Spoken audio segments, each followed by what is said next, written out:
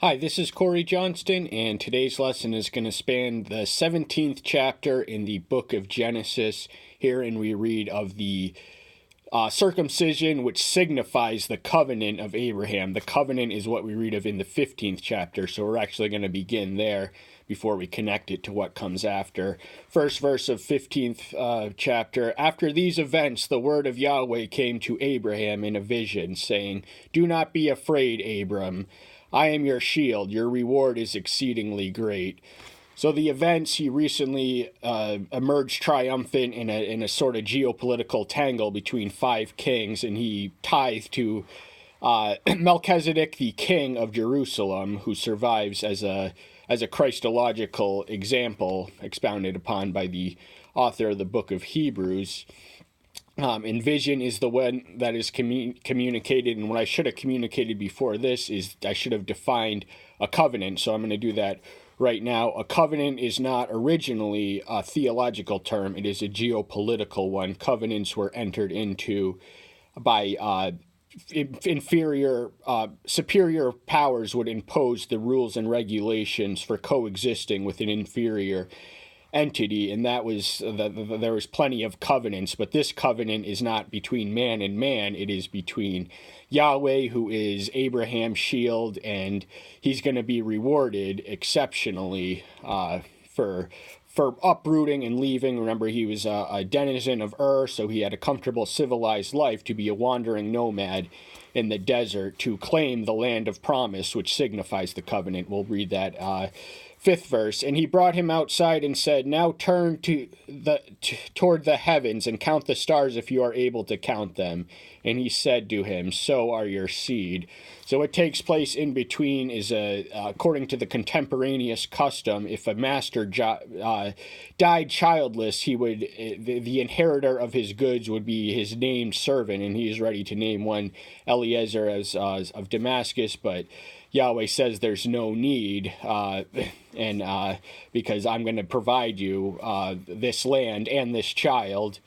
And whether he looks at earlier he is told that whether he looks at the sand on the seashores, he will have a reminder of how numerous his descendants are being. Here, this adds an additional ingredient of above. So whether Abraham looked, Abram as he was known at this point, we read that he becomes Abraham in the chapter we're going to cover today. But he has the reminder head to toe wherever he looks. He has this promise, and he is living by faith in this promise. So Abraham would not see the nation that he would sired, and there's a lot of distressing events we read of in the 13th chapter verse. And he said to Abram, "Know for certain that your seed are to be sojourners in a land that is not theirs, and shall serve them, and they shall afflict them 400 years." So he doesn't pull any punches. He doesn't sell him short any of the secret. He tells him that his descendants, before they become a settled nation, they will be a nation in a nation, and the host nation will enslave that nation. And they were really economically significant, the Hebrew slave labor, to the success of the early Egyptian empire, the new kingdom empire. And they were enslaved most likely by the 18th dynasty, the one in which control of the land returned to native powers after the Hyksos came in. So that's when we speculate Joseph came in, because as a foreigner he would have been welcomed and received by a foreign king. But verse 18, "On the same day Yahweh made a covenant with Abram, saying, I have given this land to your seed, from the river of Egypt to the great river, the river Euphrates." So the covenant is covenant with a capital C. That indicates that it emanates from divinity and it's with man. So this is an unconditional covenant. Abraham doesn't really have to, he is promised this, and what his promise is delivered. There's no ifs, ands, and buts, as we witness, for example, in the Mosaic covenant, where they will have this land, but they are bound by the Mosaic covenant, which adds another layer of complexity. And the 16th chapter is not really as essential as the 15th in connecting the dots. Abraham, in spite of having this promise that he will sire a kid, he seeks it outside of his wife, at his wife's own behest, who pushes upon her servant girl, an Egyptian by the name of Hagar. And there's a lot of interesting things in this chapter. Hagar was the first of a lot of things. She was the first to. She was the first of a lot of actually. I'd have to look it up, but the seventh, and we read of the birth of Ishmael, and Abram, as he was still known, was 86 years old when Hagar bore Ishmael to Abram. So, and then this takes place 13 years after the events. That is our division, and it connects to the even earlier promise of the covenant. The covenant becomes signified by the circumcision. And I know to us Christians, it doesn't mean a lot. To us, circumcision is irrelevant to our covenant and our calling, but it was very, very significant to the Jewish people. And here we're reading of the origins, and it is an unbreakable bond of the covenant on our end. And it came to be when Abram was 99 years old that Yahweh prepared to Abram and said to him, I am El Shaddai, walk before me and be perfect. So Abraham, he lived to be 175 years old, but he is by any objective measure of the age at this time, he was an old man. The span of life diminished significantly in the post-Diluvian, because sin had reaped its consequences in toll and permanently made death a lot more premature than it once was. But he's still 13 years hence, and Yahweh appears to Abram. Remember, our opening verse of the 15th chapter, we learned that it was a vision. That is a revelation with a visual element. That's when the beholder, the recipient of the revelation, has a vision that is angelic or divine. And there's a voice in this vision, and he tells him that I am El Shaddai. That means God Almighty. That term abounds most frequently in the book of Job. I think 37 times there, and I think 17 times throughout the other. But it is an expression of his omnipotence, and he is his faith, and he is his shield. So we have an unbreakable bond when we are solidified to the rock of our spirituality, before whom we, not just Abraham, must walk before. We all have to answer to him after this life, so we may be in communion with him wherever we walk and be perfect. Now, perfect is relative to, strictly speaking, no human is perfect. Perfection belongs exclusively and only to divinity. Nevertheless, we are commanded to be perfect, because we do have the potential to be perfect, but the sin just gets in the way. And I gave my covenant between me and you, and shall greatly increase you. So earlier he's promised the lands, but now he's connecting it to the seed, the promised seed, who is not yet born, Isaac, of whom we read of later. And Abram fell on his face, and Elohim spoke with him, saying, falling on the face is a perfectly natural and healthy response to a visible encounter with El Shaddai. He was known as Yahweh by his people, by Moses' people, but he revealed himself to El Shaddai. We can read of this in Exodus 6:3. And he is speaking to divinity himself, and what is divinity telling him? Well, he was prostrating himself face down. As for me, look, my covenant is with you, and you shall become my father of many nations. So the my covenant signals that he possesses it, he owns it, he initiates it, he legitimizes it, he authorizes it, he ordains it. And so when we belong to anything that belongs to him, anything you belong to belongs to you. So my covenant with you, he has a covenant with each of us. He is speaking to Abraham and every one of us in this verse, I believe. But Abraham's calling is different than ours. He was called to be a father of many nations, and this makes more sense when we read the next verse. This is where Abram ceases to be Abram and becomes henceforth and forevermore Abraham. And no longer is your name called Abram, but your name shall be Abraham, because I shall make you a father of many nations. So Abram translates as exalted father, and Abraham translates as father of multitudes and nations. So this name means what it says, because a name in the Bible is more than a mere name. It indicates a function to be fulfilled So Abraham's name was to be a father of many nations. That's what he was. That's what he did, because that was his destiny. That was his identity. And he is the father not only of the Jewish people, but also spiritually of us Christians.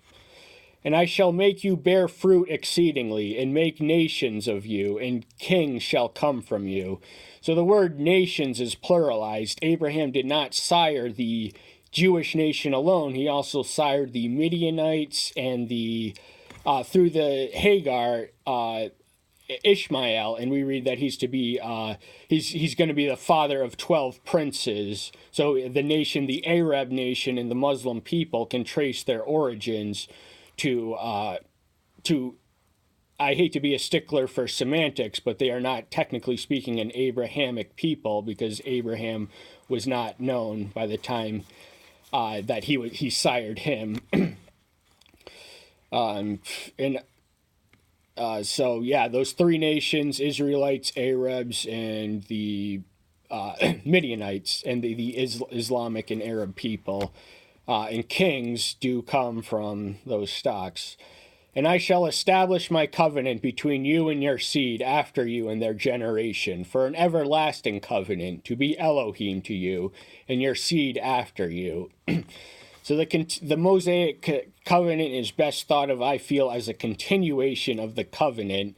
This is when the covenant becomes conditional, when it becomes him and his seed. He doesn't even have seed at this point. He is relying on a promise. All he has is the vision of the sky in the head and the sand below. He knows from that promise that he's going to spring a nation of many people, a great people. And the covenant between them and him is everlasting. It is also ours by connection, if we maintain the consistent continuum of one covenant building off of its predecessor. And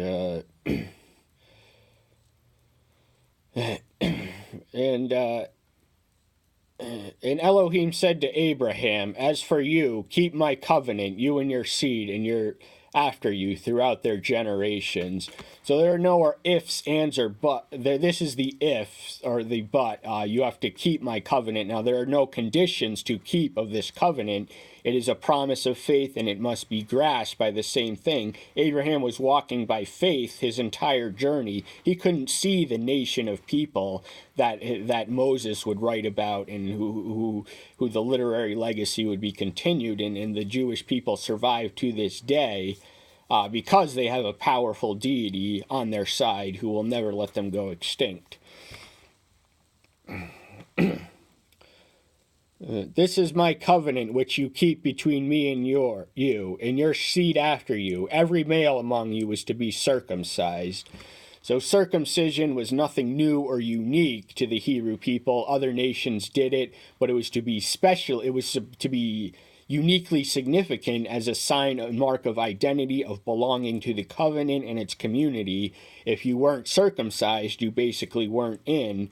By the logic and the strict application and interpretation, he wasn't messing around when he said this was to be the sign of my people. And so this is a physical circumcision, and as early as Deuteronomy, Moses tells, so the physical circumcision is meaningless to us as Christians, but it was their sign of belonging in the Jewish community. And so I'm just trying to approach this from as Jewish a mindset without compromising my Christianity as I can. But the element of every single one of them is to be signed and sealed to the covenant through this act. And you shall circumcise the flesh of your foreskin, and it shall become a sign of the covenant between me and you. So the sign of the covenant between him and Abraham was the circumcision, the sign that was marked by the circumcising the foreskin of one's genitalia. But Moses uses the same language in Deuteronomy 10:32 and 36, or 10:12, he says, circumcise the foreskins of your heart. Now, our hearts do not have literal or physical foreskins, but that is the stuff that gets in the way. It is the pollutant and things we got to get rid of in order to honor our end of the covenant. Because if it is continued from Abraham, we have to walk before him and be perfect. So there are definite responsibilities and consequences and blessings for handling the covenant responsibly. But when we read this passage, I want you to think of the spiritual circumcision, because that is every bit as significant. The spiritual circumcision, Jeremiah 4:4 also writes on this, and the New Testament says, I think Colossians 2 says, baptized with it elevates the circumcision of the heart to the baptism. And a son of 8 days is circumcised by you, every male child in your generation, he who is born in your house or bought with silver from any foreigner who is not of your seed. So to connect it to baptism that I mentioned earlier, this was when pedobaptism, that is the baptism of infants, became the standard practice for at least till Constantine, all the way until the Baptist and the Anabaptist sort of restored the practice of adult baptism through their own election, own conscious decision, own agency. But the idea was that children could die unto damnation were they not baptized. So there was the 8-day mark, and this applies not only to Abraham's family, but also the nation. So right now, the embryonic nation he is a wealthy man with many servants. So he is not, a poor schmuck in the desert, but he is, uprooted from his comfortable life. He who is born in your house and he who is bought with your silver has to be circumcised. So shall my covenant be in your flesh, for an everlasting covenant. You can imagine that in post-Law of Moses, or during the writing of the Laws of Moses, that there was generally one law for the foreigner and so there were definite conditions for becoming a member of a foreigner. And they were, they could anticipate respectful treatment rooted in Israel's own experience as their own foreigners. But this was their mark. So that's why baptism came to be for Gentile proselytes. They had to be baptized and circumcised to enter into their community. And what was so scandalous about what John the Baptist did was he baptized Jews. And this would have been an insult and degradation to many birth Jews. And the covenant, once more, is everlasting. We hear that word neither for the first, probably not the last time either. So once again, this covenant connects those who enter into it with the eternal. And an uncircumcised male child who is not circumcised in the flesh of his foreskin, his life shall be cut off from my people. He has broken my covenant.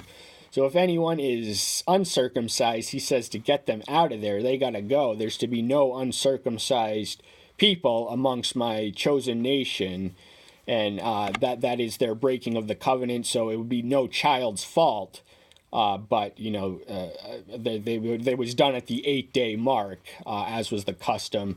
So Ishmael was baptized at 13 years old. Isaac, the seed of promise, in whom the practice was initiated. He was baptized, he was circumcised on the 8th day of his birth. We read of in the 21st or 22nd chapter somewhere. But in Galatians, Paul compares the seed of Ishmael to the seeds of the flesh, and what was circumcision but a fleshly excuse for assurance. And Elohim said to Abraham, as for Sarai, your wife, do not call her name Sarai, for Sarah is her name.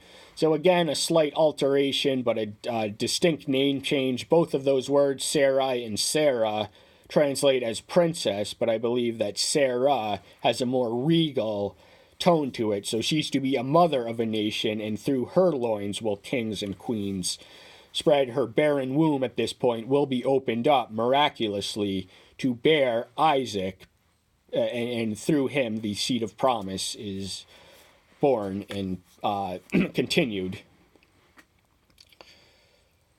And I shall bless her, and I shall also give her a son by her, and I shall bless her, and she shall become nations, kings of people who are to be from her. So this is an extension of the promise. The dimension of promise is added an element. He's promised the land from the Nile to the Euphrates. Israel has never possessed that land in their entire history, but that is the promised land from this vantage point. But Sarah, now it's interesting because the response of Abraham, as he is known at this point, is of laughter and disbelief, and Isaac's name translates as laughter because the mother laughed when the angel told her what El Shaddai was telling Abraham right now. And Abraham fell on his face and laughed and said in his heart, Is a child born to a woman who is 100 years old, or is Sarah, who is 90 years old, to bear a child? So he's on his face once more. This is the natural response. I think, the third verse of this chapter, we find him on his face there, and we find him on his face now, and he is laughing because Isaac, the laugh is a state of disbelief. It's an expression of doubt, actually. So he's looking at this through the eyes of sight at this point, because he's 100 years old and his wife's 90 years old. She's past they had their chance to conceive, but for whatever reason, it just didn't work out. And to die childless was the greatest disgrace. But they had this fantastic promise, and all they had to do was stop walking by sight and grasp it by faith. And to his credit, he did do that. As soon as he heard the calling, he uprooted his life from comfort and civilization to be a wandering nomad, with the promise he would not see in a land he would not possess, but his descendants would. And Abraham said to Elohim, Oh, let Ishmael live before you. Ishmael is the name of his son through Hagar, who is Sarah's. She's still there. She's still Sarah. So even in the past tense, it's Sarah. Sarah's handmaid, Hagar, and these are the people. So he shifts from Eleazar of Damascus. He's the one he names in 15:2. He was his surrogate servant, the surrogate son. Now he has Ishmael, born of his illicit union, his unauthorized. There's no. This was Sarah convincing Abraham. Abraham was not told by Yahweh to do what he did. Nevertheless, he keeps Ishmael alive for a purpose. And Elohim said, No, Sarah, your wife is truly bearing a son to you, and you shall call his name Isaac. And I shall establish my covenant with him for an everlasting covenant, with his seed after him. So this covenant, Ishmael has nothing like it. This is the covenant. It connects the nation of Israel to the eternal, and Isaac's name is he just picked the name. Abraham inadvertently picked the name, and the wisdom of this name would be reflected in the 18th chapter when Sarah laughs at the mere suggestion that she was going to carry this seed of promise. But the covenant, once more, it is mine, so it is his personal possession that he shares with those who enter into you. So as Christians, we are called to a new covenant, as are the Jews. As for Ishmael, I have heard you. See, I shall bless him, and shall make him bear fruit, and greatly increase him. He is to bring forth 12 princes, and I shall make him a great nation. So Ishmael is not going to become waste in the desert. He's going to be a skilled archer who provides for himself and his mother, and he is the father of the 12 tribes of the Arab nation. So much as Jacob, Isaac's younger twin son, had 12 patriarchs and these were the 12 patriarchs of Israel. These were the tribes. I believe Esau and the Edomites may have had something similar, but there's definitely a parallel in the 12 sons of Ishmael and the 12 of Jacob, who is not quite Isaac, but from Isaac. And the great nation, they are a great nation. Arabia is a great nation, and it has been, not necessarily right away, but certainly since Muhammad came about and did what he did. But my covenant I establish with Isaac, whom Sarah is to bear to you at this appointed time next year. So he's sharing his covenant once more. It's his personal possession, and he's giving it to Isaac through Abraham. This is to be his the seed of his promise is to bear his inheritance, and from this inheritance will spring a nation that is so significant in global history and geopolitics and finance and everything else at this point. But by this time next year, so remember the window in 17 is 13 years after the fact of the events described in 16, but in 18 it's next 9. It's not long then after. And when he had ended speaking with him, Elohim went up from Abraham. And Abraham took Ishmael his son, and those born in his house, and all those brought with his silver, every male according to the men of Abraham's house, and circumcised the flesh of their foreskins that same day, as Elohim told him. So Abraham is consistently and unquestioningly faithful. All he had was the promise that he will become the father of a nation. It's as old as Genesis 12:3. I will bless them who bless your descendants and curse them who curse them. So anti-Zionism is not only bad diplomacy, it is bad spirituality. So I really detest anti-Semitism. It's just it's a manifestation and symptomatic of the same evil sickness as bigotry and prejudice and intolerance and everything else.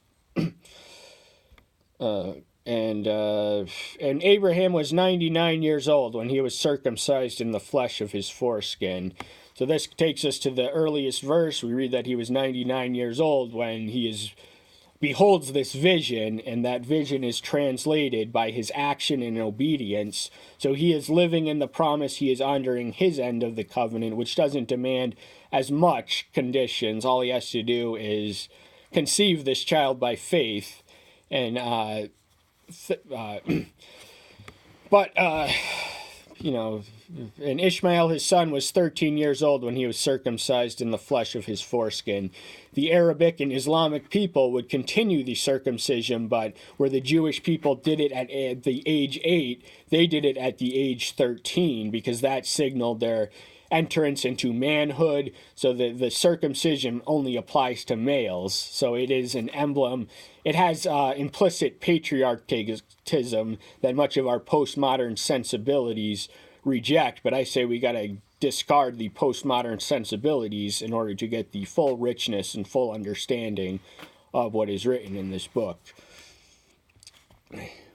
And Abraham and his son Ishmael were circumcised that same day. So as soon as he gets the promise and the instruction, he is obedient. At light speed, there is no hesitation in his obedience. This is Abraham from start to finish. He was an obedient and faithful man, so he was selected because he alone had the qualities and the characteristics of the post-Diluvian earth to found this family of faith.